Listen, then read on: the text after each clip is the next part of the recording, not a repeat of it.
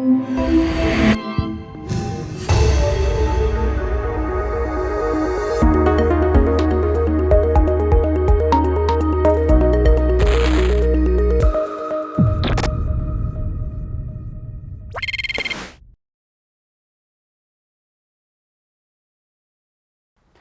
siempre es un placer estar aquí con ustedes y poder trabajar y compartir un poco lo que estamos haciendo.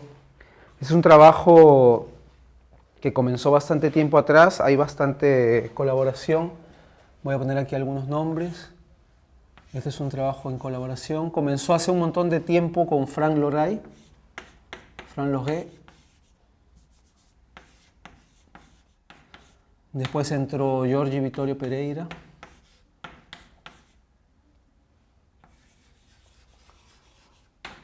Después entró Paulo Satt. Y si Dios quiere y todo sale bien, entrará Rudy Rosas.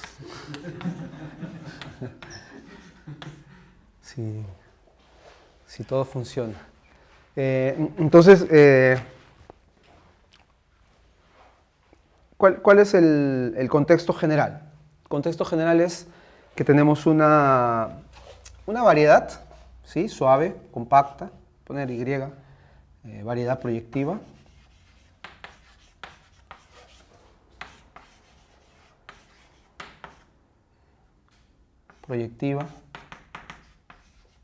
Si les confunde este nombre, podemos pensar que es una variedad compacta, suave, ¿sí? Y voy a tomar otra variedad que la contenga, pero la otra variedad no es necesariamente compacta, simplemente es una vecindad de Y. ¿Okay? Entonces X es una variedad también suave. Cuando digo variedad, todo lo que voy a decir aquí, algunas cosas se generalizan, pero vamos a suponer que todo es suave. Variedad para mí va a ser suave. Variedad que no es necesariamente compacta. Puede ser compacta, puede ser proyectiva, pero puede ser una variedad abierta también. Entonces la idea es una cosa así, ¿no? Este es Y, que es una variedad compacta, y esto es X. ¿Sí? Y el número que nos interesa, o el conjunto que nos interesa, que de hecho es un cuerpo, es el cuerpo de funciones meromorfas alrededor de Y, a lo largo de Y. Esto es el cuerpo de gérmenes de funciones meromorfas. Gérmenes de funciones meromorfas.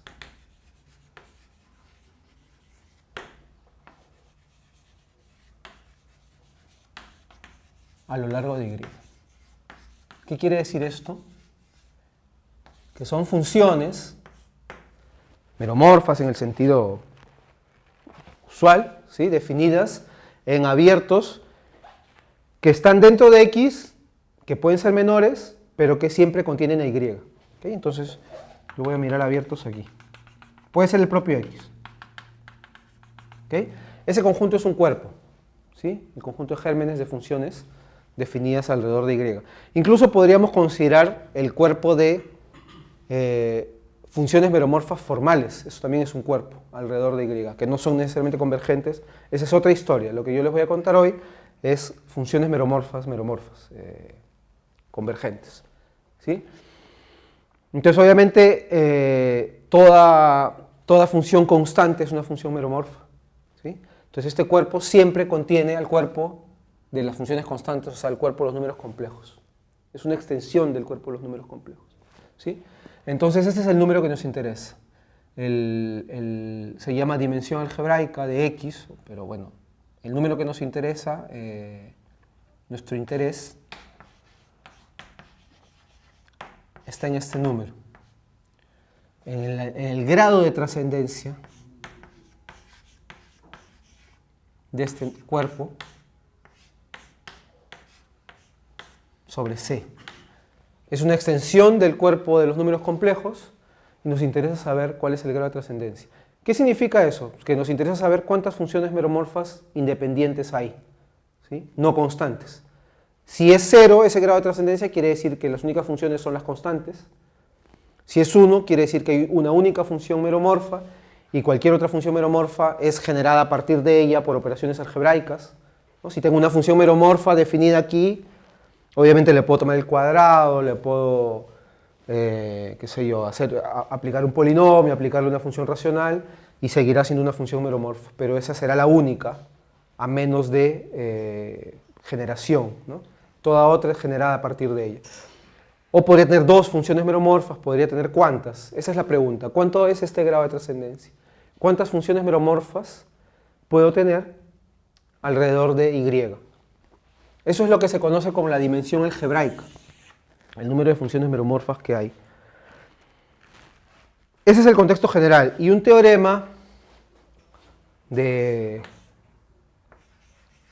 Harshon y Andreotti creo que lo prueba en el caso de dimensión 2 y Harshon lo generaliza.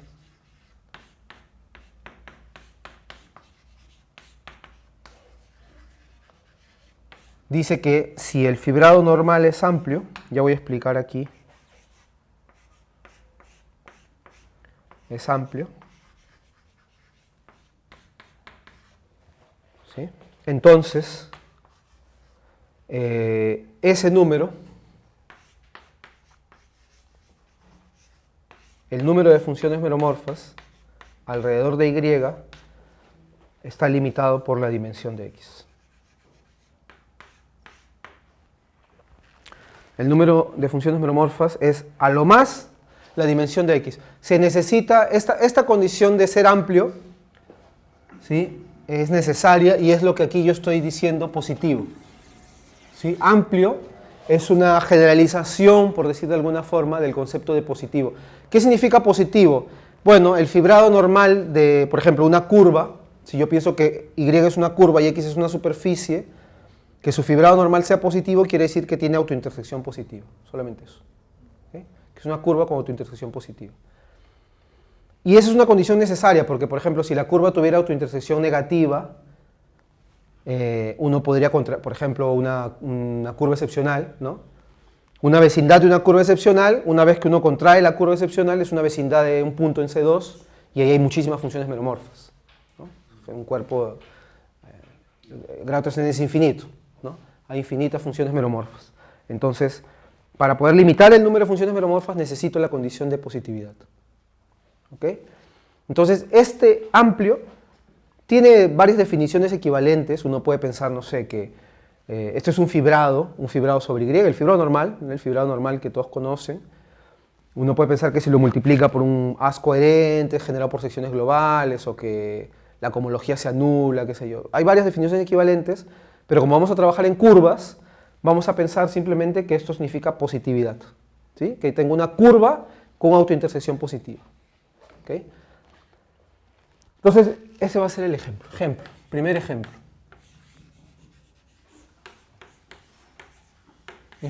Primero, voy a suponer entonces que Y es una curva compacta, una superficie de Riemann compacta. Curva compacta.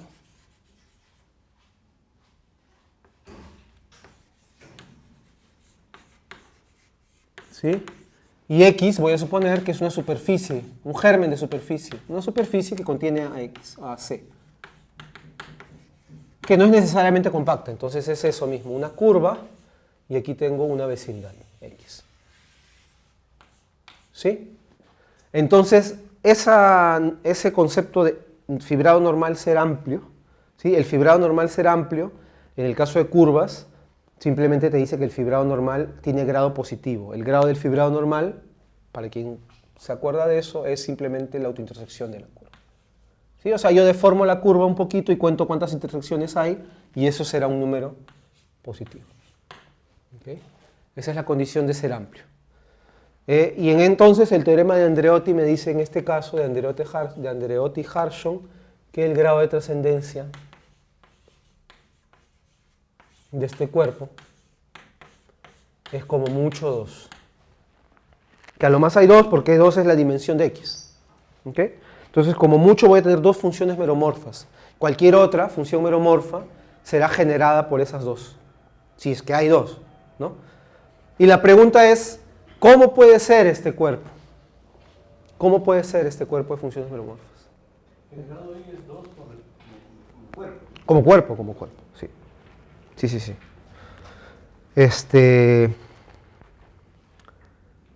Entonces, Aquí viene el segundo ejemplo.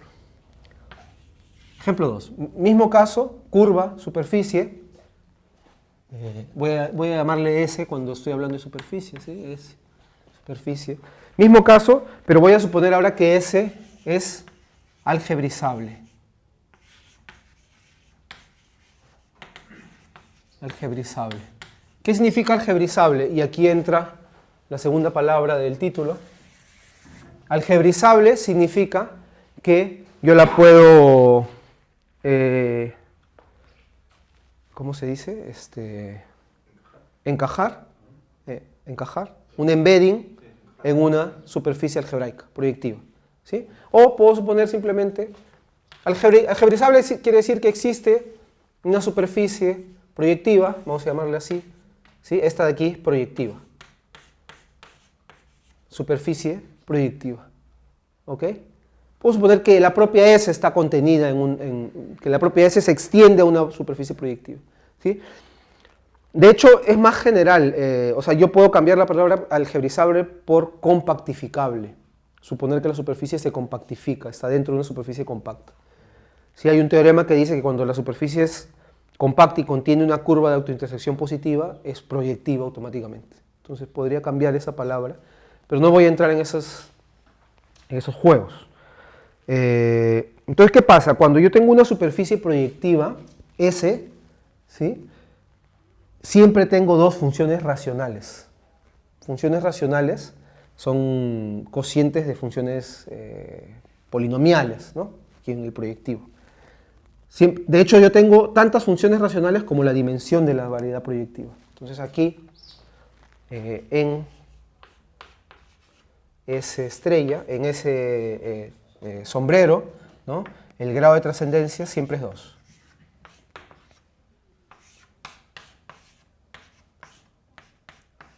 Siempre hay 2. ¿Ok? De hecho, eso le da un poco de sentido al nombre, ¿no?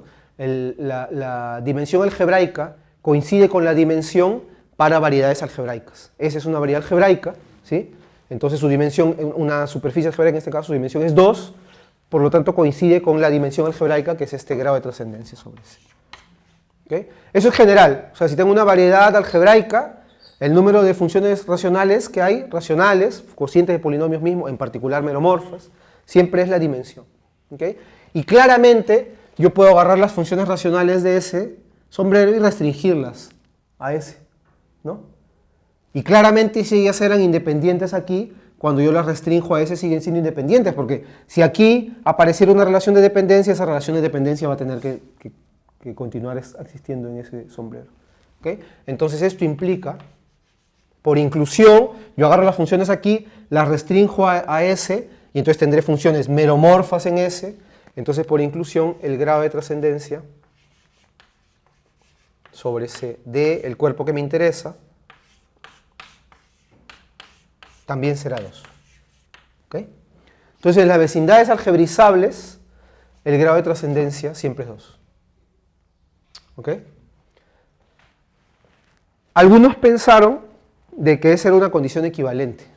Si ustedes por ahí buscan algún artículo que está publicado, dice, el grado de trascendencia es 2, luego la superficie es algebrizable. ¿Sí? Pero es falso eso, es falso, no es equivalente. O sea, el nombre de dimensión algebraica es un poco engañoso, porque te puede hacer pensar, la dimensión algebraica coincide con la dimensión en variedades algebraicas, pero no son las únicas en las que coinciden. ¿Sí? Podrían coincidir mismo si la variedad no es algebraica. Entonces, bueno, antes de darles un ejemplo en el que eso pasa, quiero observar aquí que este pequeño ejemplo nos da una estrategia para buscar superficies no algebrizables. ¿Sí? Estrategia, esto nos da una estrategia.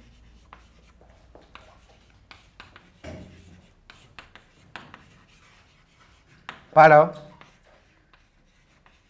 buscar no algebrizables.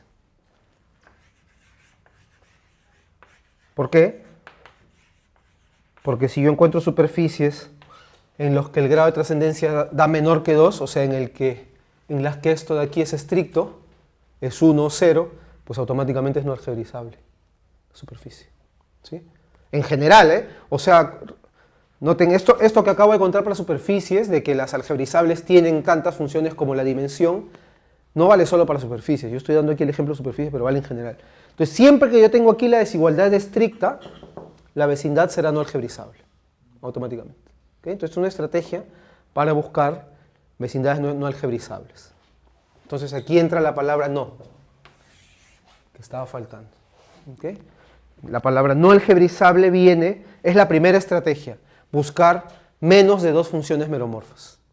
¿Sí? Si tengo menos de dos, ya está. Ahora, podría tener dos y mismo así no ser algebrizable. Entonces, ese es el otro ejemplo. ¿Hay alguna pregunta aquí? ¿Algún comentario hasta ahora?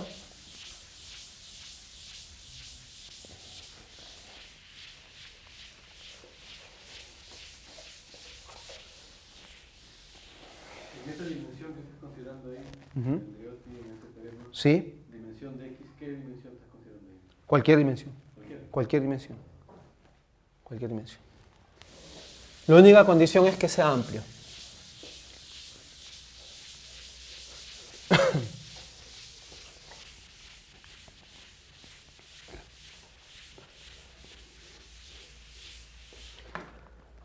¿Ok? Entonces el tercer ejemplo es un ejemplo en el que da 2, en el que este grado da 2, pero no es algebrizable. Y ahí es la primera vez donde entra la palabra foliación, porque aquí hasta ahora, si se dan cuenta, no hemos hablado nada de foliaciones. Entonces, ejemplo 3 sería. Sí, ejemplo 3. Entonces, vamos a considerar el producto de P1 por P1. P1 por P1.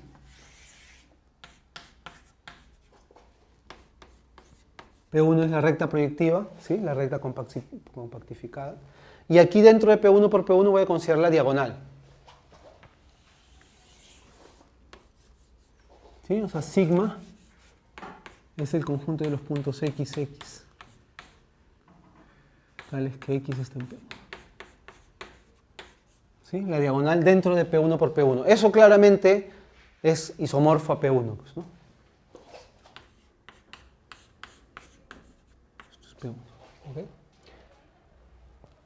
Entonces es una superficie que contiene una curva. ¿Sí? La autointersección aquí no es difícil de calcular. La autointersección, no voy a hacer esa cuenta, pero la autointersección es 2. ¿Sí? Si yo deformo la diagonal en P1 por P1 y cuento, me va a dar 2 puntos de intersección. La autointersección es 2. Y claramente la vecindad pues, es algebrizable, ¿no? Está dentro de una superficie. P1 es compacto, luego el producto de P1 por P1 es compacto. Entonces, aquí es todo algebraico. ¿Ok? Y de hecho aquí yo puedo dar un ejemplo de dos funciones meromorfas. Simplemente voy a considerar la proyección en la primera variable, ¿no? De P1 por P1 proyecto en la primera, eso me da una función meromorfa, o proyecto en la segunda me da otra función meromorfa. ¿Sí? Entonces sería la función Pi1 de xy va en x, Pi2 de xy va en y. Estas son dos funciones meromorfas, voy a dibujar aquí sus niveles. ¿Sí? Simplemente voy a dibujarlas aquí alrededor porque me interesa la vecindad. Esta es una y esta es la otra. ¿Sí? Entonces, esta es una vez, y era obvio que tenían que haber dos, porque es algebraica la vecindad. Es obvio que tenían que haber dos. Entonces lo que hago ahora es, tomo una vecindad solamente, me fijo aquí en una vecindad. ¿Sí? Llamarle U, una vecindad. Y voy a hacer el recubrimiento 2:1 sobre U, que ramifica a lo largo de la curva diagonal. ¿Sí? Entonces tomo aquí el recubrimiento 2:1. ¿Sí? Entonces será una cosa así, ¿no? ¿Sí? Que ramifica a lo largo de la diagonal. Entonces va a haber un conjunto branching locus, que se le llama el conjunto de ramificación, ¿sí? Aquí, que de hecho se puede ver lo que son isomorfos. Este conjunto y la diagonal son isomorfos. Este es C, que va a ser isomorfo a P1 también. ¿Sí? Solo que si uno ve localmente cómo es este recubrimiento 2 a 1 que ramifica así. Estas dos foliaciones, la horizontal y la vertical, vienen en dos foliaciones así. Una viene así, cuando la traigo, ¿no? Y la otra viene así.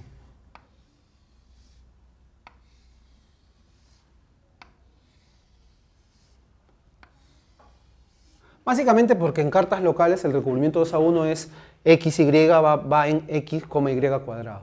¿Sí? Entonces si uno ve los niveles y tal, dan dos foliaciones así. ¿Okay? Entonces, ¿qué pasa? Si allá tenía autointersección 2 y he hecho el recubrimiento 2 a 1, aquí esta curva tiene autointersección 1. Sigue siendo positiva. ¿Ok? Y ahora yo tengo dos fibraciones aquí. ¿Sí? Si se dan cuenta, esto aquí es una fibración por discos, esta blanca, esta foliación blanca es una fibración por disco, no hay singularidad, no hay nada. ¿Sí? Y por lo tanto, entonces yo tengo, cojo un punto aquí y lo envío en este punto de aquí, ¿no? Me da dos funciones meromorfas, ¿no? Tengo aquí F1, que va de, esta vecindad vamos a llamarle S, ¿sí? Que va de S, va hacia C, pero C es isomorfo a P1, entonces puedo poner que es P1, y tengo F2, que va de S en P1 también, que es la fibración azul. Cojo un punto cualquiera en S y lo mando en este punto de aquí, que está en C, ¿sí? Son dos funciones sobre C, por lo tanto son dos funciones sobre P1. ¿Okay? Entonces tengo dos fibraciones, en particular tengo dos funciones meromorfas. ¿Sí? Son independientes porque las foliaciones son distintas. Si las funciones meromorfas fuesen, una dependiera de la otra, la foliación daría la misma foliación. Entonces, como son distintas foliaciones, son independientes. Entonces en este caso, el grado de trascendencia del cuerpo de funciones meromorfas, ¿no? Sobre C es 2, pero nosotros podemos afirmación, que la vecindad no es algebraica. S no es algebrizable.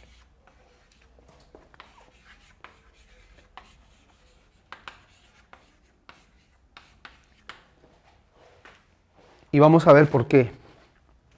Entonces ese sería un caso con dos funciones meromorfas, pero que no es algebrizable. ¿Okay? Entonces sería un contraejemplo para esa idea de que todo lo que tiene tantas funciones como la dimensión algebraica es necesariamente algebraico. Eso no es verdad. ¿Sí? ¿Y por qué no es algebrizable? Bueno, porque si fuera algebrizable, si esto de aquí estuviera dentro de una superficie algebraica, ¿sí? De una superficie proyectiva, esto de aquí, dentro de una superficie, supongamos, no está, pero supongamos que está, ¿sí? Entonces esta vecindad, ¿no? Entonces aquí hay una proposición que no es difícil de demostrar. Si S fuese algebrizable,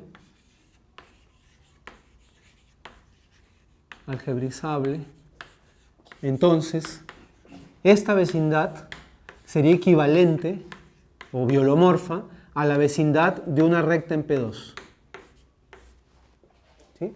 Si yo tengo una vecindad de una curva racional significa que es isomorfa a P1, ¿sí? Con autointersección positiva, algebrizable, entonces es la vecindad con autointersección 1 en este caso, ¿no? Algebrizable, entonces la vecindad de una recta en P2. ¿Sí? Se llama linealización de la vecindad. La vecindad se vuelve la vecindad de algo dentro de P2. Una recta en P2 tiene autointersección 1, por el teorema de Besut. ¿Okay?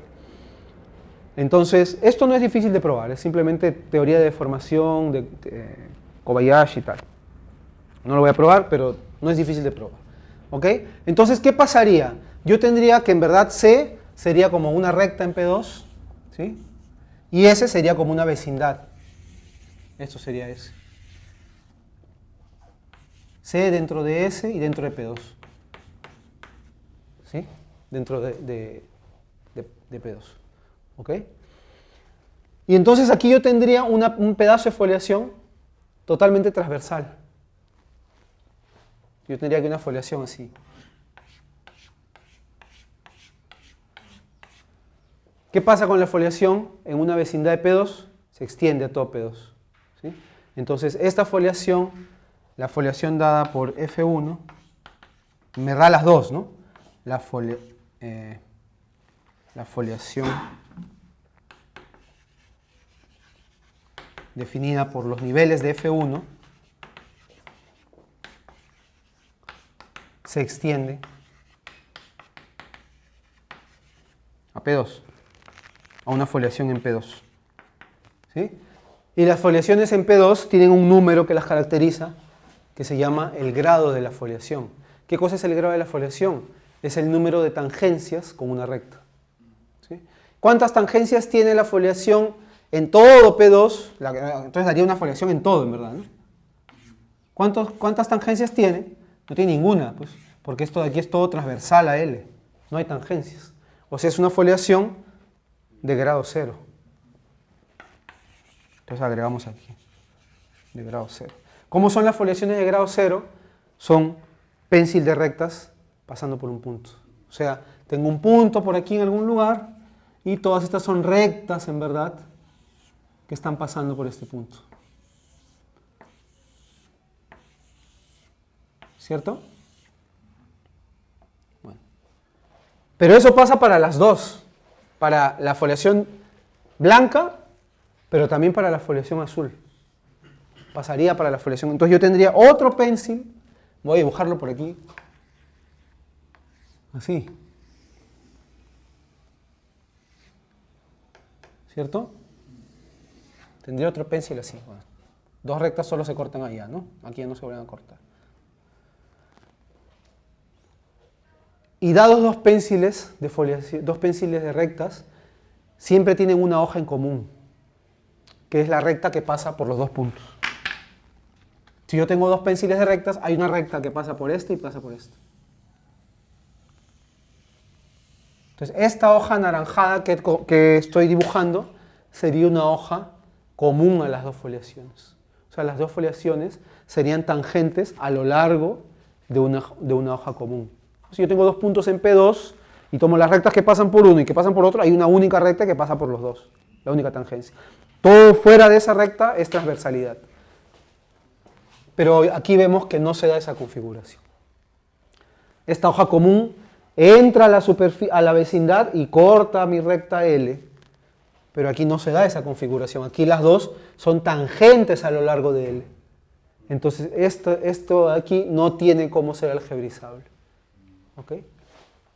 Esa es la prueba. Esa es la prueba de que la vecindad no es algebrizable. Muy bien, entonces tenemos ahora otra pregunta, ¿no? Ya tenemos la primera estrategia, que es encontrar cosas con menos de dos funciones. Ahora tenemos otra pregunta. ¿Podemos construir superficies con dos funciones y que mismo así no sea algebrizable? La respuesta es sí, claro, ya dimos un ejemplo. La pregunta es, ¿podemos construir otros ejemplos? ¿Más ejemplos? Ese es el primer ejemplo que yo conozco, este de aquí. Muy bien, entonces ese sería el ejemplo 3, ¿no? Seguimos dando ejemplos. Ejemplo 4. Ejemplo 4 tiene que ver con la estrategia. Es un ejemplo y un teorema a la vez. Es un teorema en colaboración con Frank.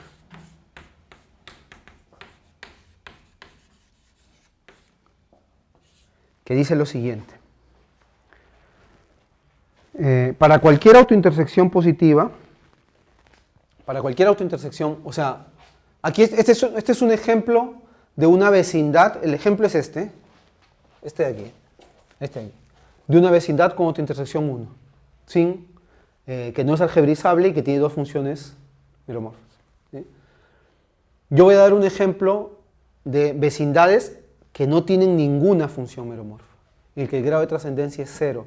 Las únicas funciones meromorfas que pueden existir son las constantes. Y no solo para autointersección 1, para cualquier autointersección. Entonces, para todo número natural positivo, existe un germen de vecindad, germen de superficie,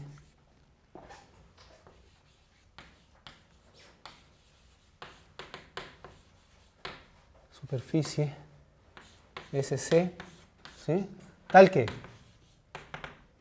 1, C es una curva racional. 2, C tiene autointersección D. O sea, cualquier autointersección positiva, conseguimos estos ejemplos. Y 3, no hay ninguna función meromorfa. El grado de trascendencia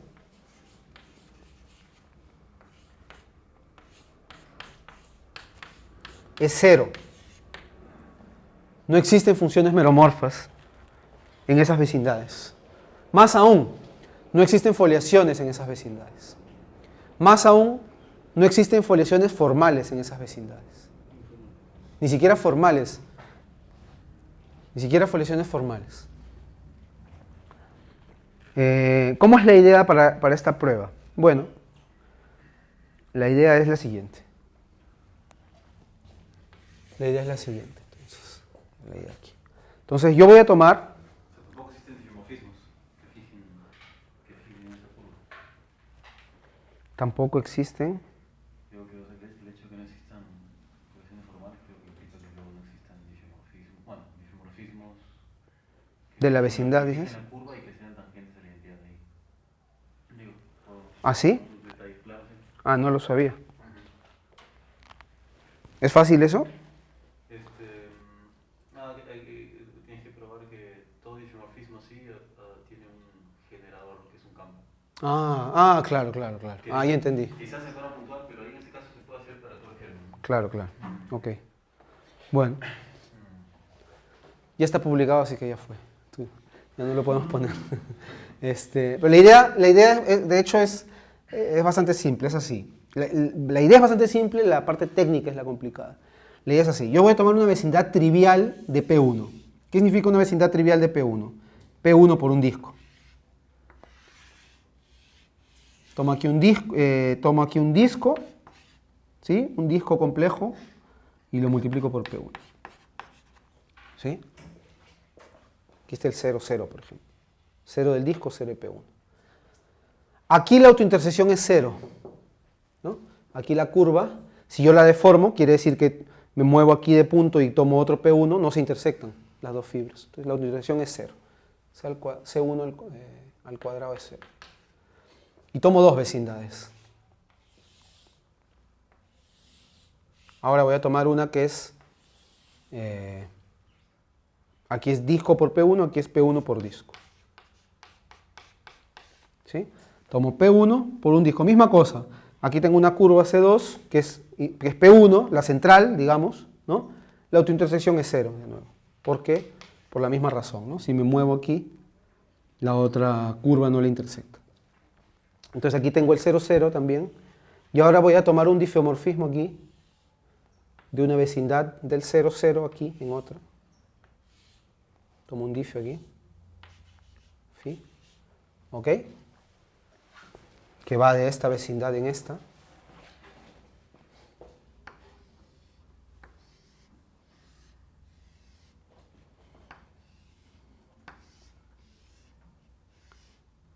Un difeomorfismo holomorfo, un biolomorfismo. ¿Y qué voy a hacer? Voy a pegar las dos vecindades usando el difeomorfismo. O sea, voy a coger la unión disjunta y los puntos que están en este cuadrado azul los voy a identificar con su imagen. En el cociente los dos van a ser el mismo punto. ¿Ok? Entonces, ¿qué voy a obtener con esto? Voy a obtener así, ¿no? Un pedazo así, otro pedazo así, ya los pegué, ¿no? Agarré este pedazo y lo pegué aquí con esto. Y voy a tener una vecindad así, digamos.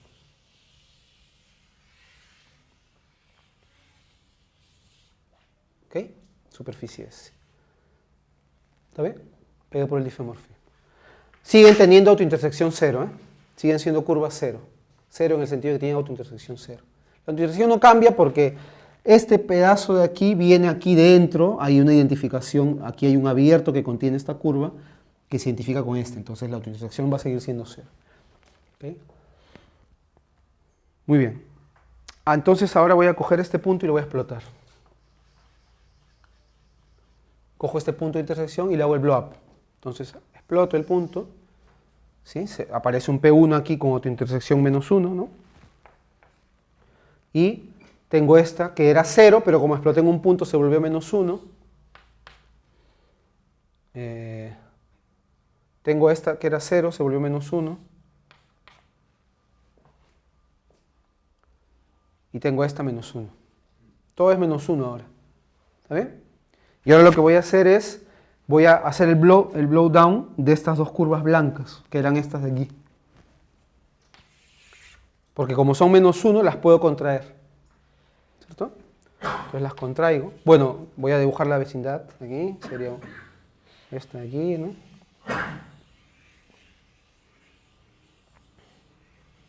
¿Okay? Sería esta vecindad. Y ahora contraigo las dos curvas blancas. Entonces me quedo con la curva azul. Y esas dos curvas blancas se volvieron un punto aquí y un punto aquí. Y ahora esta que era menos 1, le contraje una curva, se volvió 0, le contraje otra, se volvió más 1. ¿Sí? Esta es, entonces ahora esto es una curva más 1, o sea, con autointersección más 1, y esta es la superficie que la contiene. Vamos a llamarle ese tilde aquí y aquí ese. ¿Ok?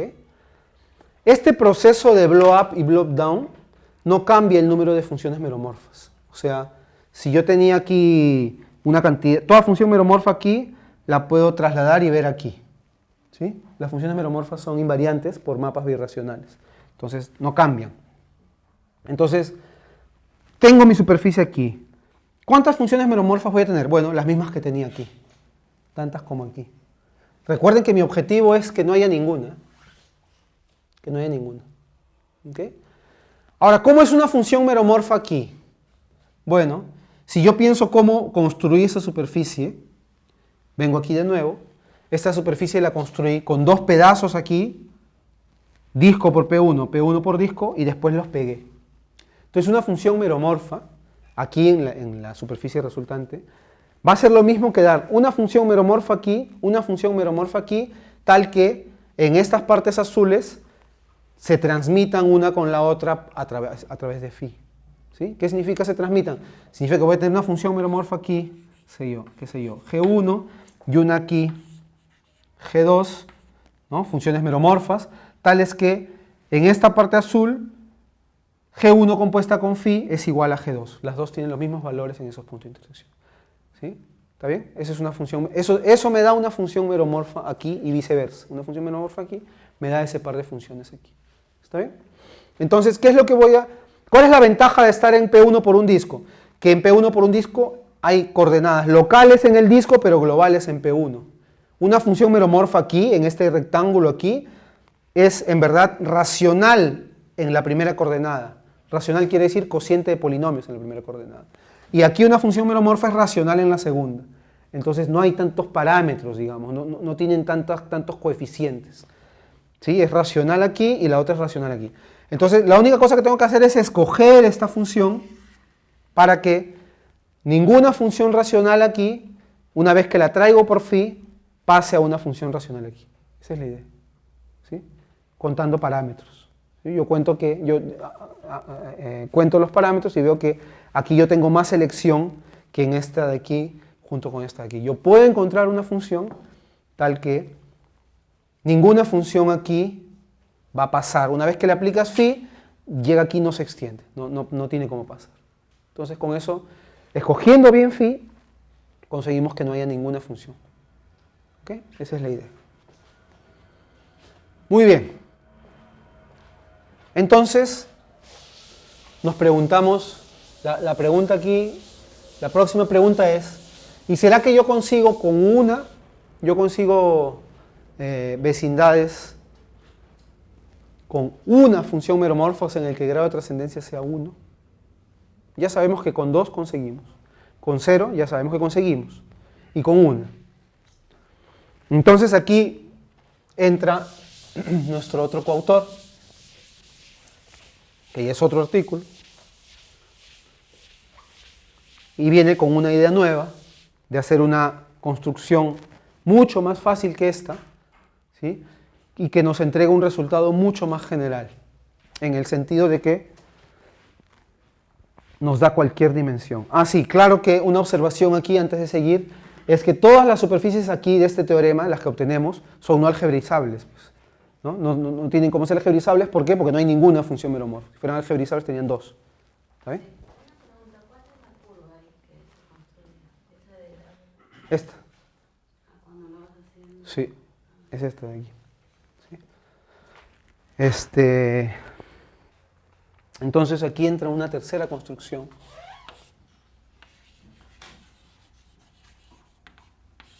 Que es en colaboración con Fran Logé y con Giorgi Vittorio Pereira.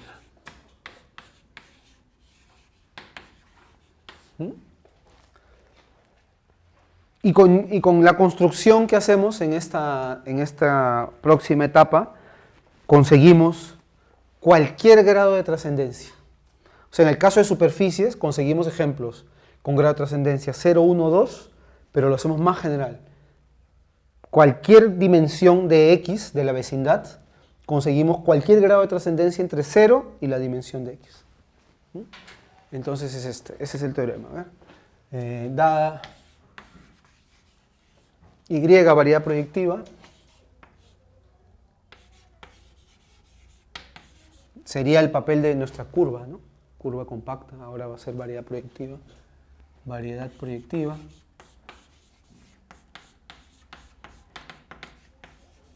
Y dado cualquier par de números, LM, par de números naturales, cumpliendo algunas condiciones, ¿sí? L va a ser el grado de trascendencia y M va a ser la dimensión de la vecindad, ¿sí? O sea, M en este caso de ahí del teorema con Frank serían 2, pero esto de aquí vale para cualquier M, o casi cualquiera. Dado Y, variedad proyectiva de dimensión n. ¿Okay? Y dados dos números naturales tales que, primero, L, que va a ser el grado de trascendencia, es cualquier número entre 0 y M, que va a ser la dimensión. Recuerden que ese es el número que acota, ¿no? El grado de trascendencia, el teorema de Andreotti. Y dos, y aquí viene la condición que siempre... M es mayor o igual que 2n. Ahora voy a explicar estas condiciones. ¿Okay? Entonces existe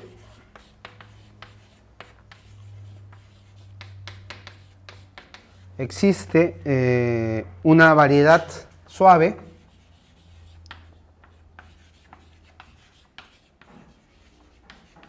X de dimensión M, ¿ok? Tal que contiene a Y,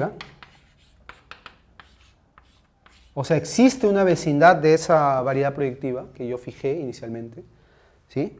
De dimensión M, pero la dimensión es bastante más grande que la dimensión de Y. O sea, esta condición equivale a que la codimensión de Y dentro de X es mayor o igual que la dimensión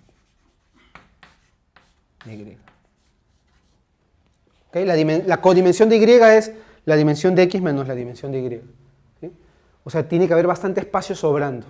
En el caso que Y es una curva, esto de aquí es dimensión 1, y si S es una superficie, curva dentro de superficie tiene codimensión 1 también, ¿no? Entonces, en este caso también entra nuestro teorema, ¿sí? Se aplica.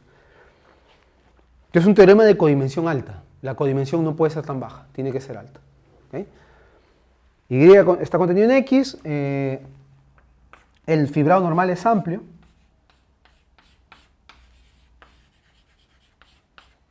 o sea, es una vecindad positiva, como estaba hablando, y el grado de trascendencia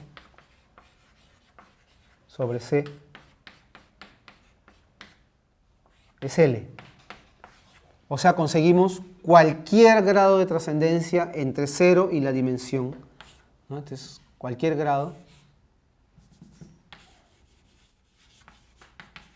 Esta condición significa cualquier grado de trascendencia dentro de los posibles, pues, ¿no? Los posibles son desde 0 hasta la dimensión de la vecindad. Entonces, conseguimos todos los grados de trascendencia. ¿Okay? Es un teorema más general que el primer teorema. Bueno, quiero decir que este teorema necesita de la codimensión alta. Si la codimensión es baja, el teorema es falso. Voy a aquí enunciar un resultado de Rossi. ¿Cuánto tiempo tengo, Rudy?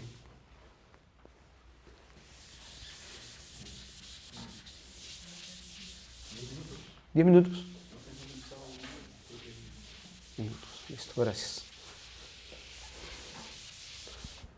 Solamente comentar aquí que en contraste, Hugo Rossi, dice que si la dimensión de Y es por lo menos 2 y la codimensión es 1, entonces el grado de trascendencia siempre es el máximo.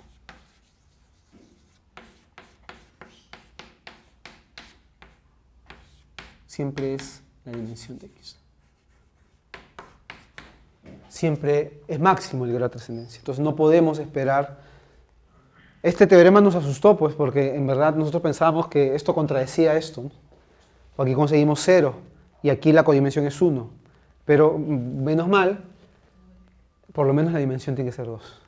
¿Sí? Entonces no se aplica a nuestro teorema. ¿Okay?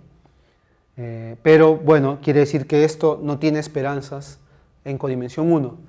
La pregunta es, y eso no sabemos, ¿qué pasa en las otras codimensiones intermediarias, ¿no? Entre la dimensión de Y la dimensión de Y es como lo mínimo que tiene que ser la codimensión y ahí ya sabemos que funciona, ¿no? Y en el caso de codimensión más baja, que es 1, sabemos que es falso. No podemos escoger el número de funciones meromorfas. Siempre va a ser el máximo, ¿sí? Pero no se sabe qué pasa en los casos intermediarios. Por ejemplo, codimensión 2, ¿no? Y dimensión 4, por ejemplo, ¿no? Variedad de dimensión 4 dentro de algo de dimensión 6. ¿Se puede obtener? ¿No se puede obtener? No se sabe, ¿sí? Lo que ciertamente sabemos es que nuestra construcción para dar estos ejemplos, para mostrar esta existencia es una construcción. Nosotros damos explícitamente quiénes son esas variedades. Esa construcción no funciona en las otras codimensiones. Si no tenemos esta condición, la construcción siempre no va a dar el número máximo de funciones meromorfas. Y eso tiene que ver con número máximo de integrales primeras, porque nuestra construcción es usando foliaciones, ¿sí? Nuestra construcción es usando foliaciones. Entonces, ese número de funciones meromorfas va a acabar siendo el número de integrales primeras de una cierta foliación. Entonces, en nuestra manera de hacer ese resultado no mejora, no va a mejorar, no nos va a dar nada mejor. Meromorfos, ¿sí? Bueno, no voy a dar la prueba de esto porque no tengo tiempo. Lo que voy a hacer entonces es, ya que mencioné también a Paulo Sat, voy a decir qué hicimos con Paulo Sat. Solamente dar una idea aquí rápida, ¿sí? Entonces quedó la pregunta. Ya sabemos que en el caso de número de funciones meromorfas, por lo menos aquí, bajo esta cierta condición de codimensión, todo lo que se consigue con desigualdad estricta, o sea, si yo tengo, qué sé yo, si la variedad tiene dimensión 8, yo consigo 7 o 6 o 5 funciones meromorfas, todo eso nunca es algebrizable, porque lo algebrizable siempre tiene máximo. Entonces es una manera de conseguir no algebrizables. Entonces ahora lo que vamos a buscar es la otra estrategia, es buscar que tenga el número máximo, pero que no sea algebrizable.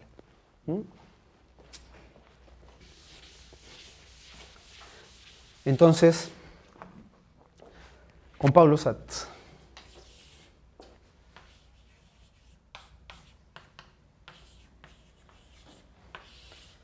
Con Paulo Sat. ¿Qué es lo que hacemos? Entonces, vamos a dar una construcción, ¿sí?, bastante simple, que va a dar siempre no algebrizable. La construcción es la siguiente. Yo voy a comenzar con una curva en P2. Una curva C. Voy a tomar una vecindad pequeña, puede ser una vecindad tubular, por ejemplo. C dentro de V en P2. ¿Sí? Y voy a tomar otra curva cualquiera en una superficie. ¿Ve? Cualquiera, puede ser de cualquier género, no tiene que ser racional. Y dentro de una superficie que puede ser algebrizable o no, cualquier cosa. B dentro de W. Otra curva. ¿Ok? Entonces voy a hacer lo siguiente, miren, voy a coger un punto aquí, una vecindad, voy a escoger un punto aquí, una vecindad, y voy a agarrar un difeomorfismo,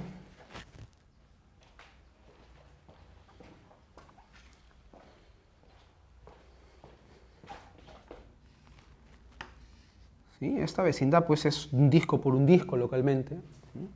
Esto también, ¿sí? Y voy a coger un difeomorfismo que me lleve este pedazo transversal a este. Phi. Un difeomorfismo entre esos dos abiertos. Y voy a hacer lo mismo que hicimos hace un rato. Voy a pegar las dos usando el difeomorfismo. Entonces voy a obtener una cosa así, ¿no? Puedo tener una copia de C, no va a ser el mismo C, pero bueno, le voy a seguir llamando C. Voy a tener una copia de B aquí. Y ahora voy a tener una superficie así, ¿no?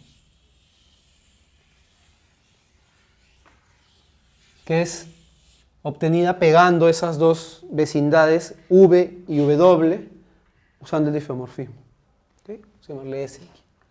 S. Teorema con Pablo Sato.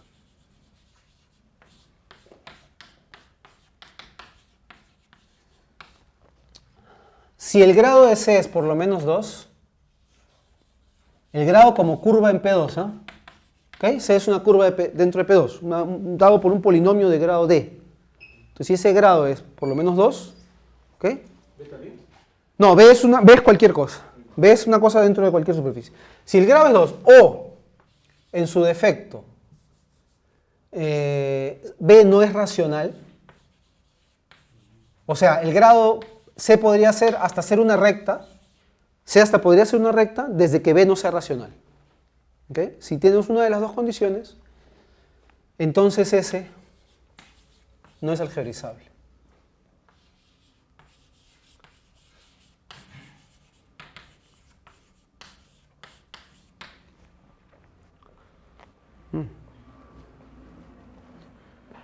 Entonces ese no es algebrizable. Muy bien. No voy a dar idea de cómo se prueba, pero el teorema no es difícil de probar, ¿sí? Si es un teorema de Vaskovich, bueno, no importa. No es algebrizable. Ahora, curioso, ¿no? Porque comenzamos con algo que es algebrizable, que es esto. Esto de aquí está en P2, claramente algébrico. ¿Sí? Pero si lo pego con cualquier otra cosa, deja de ser algébrico. ¿Sí? Entonces, ahora, ¿cuántas funciones meromorfas hay en S? Bueno, obviamente eso va a depender de cómo pegue, pues. Va a depender de cómo pegue. Entonces voy a dar un ejemplo. Va a depender de cómo pegue, pero siempre va a ser no algebrizable. Siempre va a ser no algebrizable. ¿Okay? Entonces voy a dar un ejemplo en el que hay dos funciones meromorfas. Dos. ¿Sí? Entonces, vamos a hacerlo aquí. Ejemplo con dos funciones meromorfas. ¿Ya? Entonces, voy a coger C, una curva en P2 de grado por lo menos 2. Voy a suponer este caso, ¿sí? C, de grado por lo menos 2. ¿Sí? Y B va a ser otra curva en P2. Otra curva en P2. Las dos suaves, que sí. ¿Okay? Dos curvas en P2. Todo esto en P2.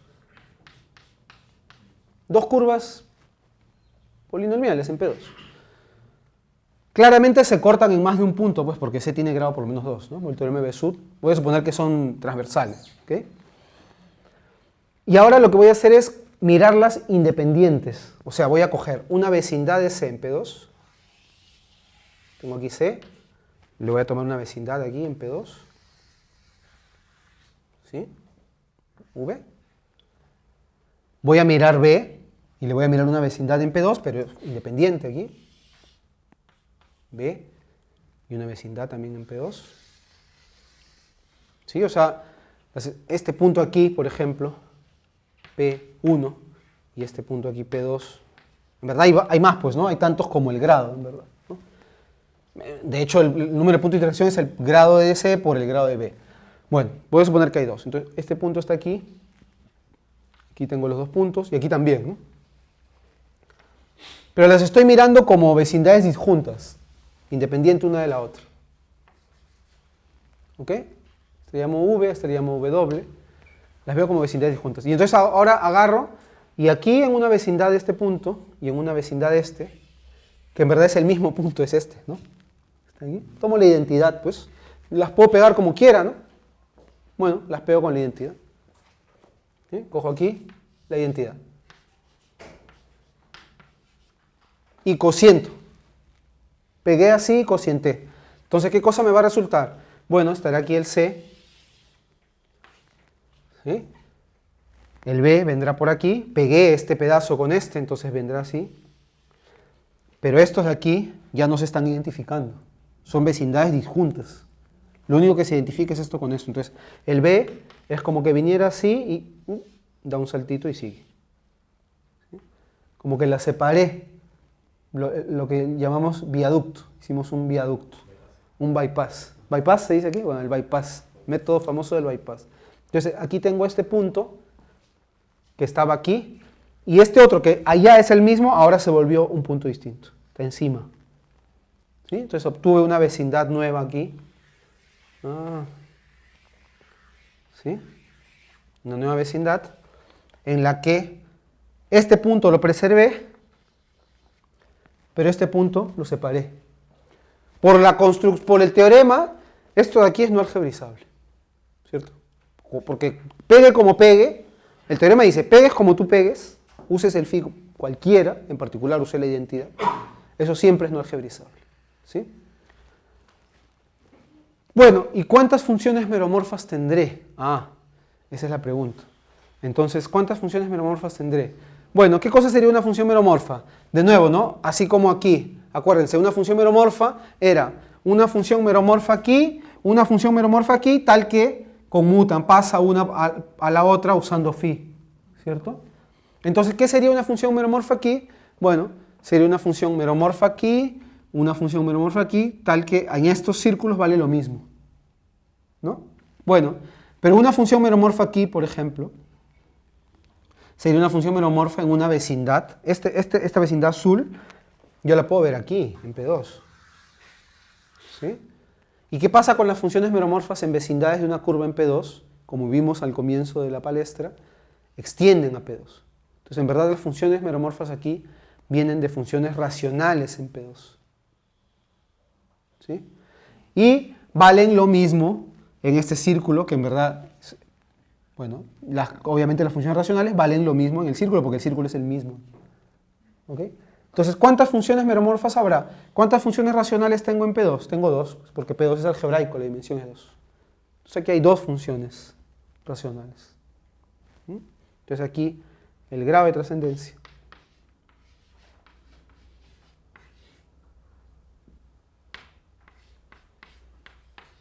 Sobre C. ¿Okay? ¿Y será que puedo conseguir una o ninguna función racional? Bueno, ahí entra el nombre entonces de Rudy. Entonces con Rudy, ¿qué es lo que estamos haciendo? Estamos complicando esto, pues en vez de tomar la identidad, vamos a pegar con cosas más complicadas para que no pasen, ¿no? Para que no haya nada, o que solo pase una, por ejemplo. Solo va a haber una función que pase usando phi, o ninguna. ¿Sí? O, bueno, ahí entra entonces Rudy Rosas. Con Rudy Rosas estamos viendo los otros grados de trascendencia, otros casos. ¿Sí? Si podemos encontrar con esa misma construcción, por ejemplo, 0 funciones meromorfas. O mejor, por ejemplo, 0 foliaciones. Gracias a ustedes.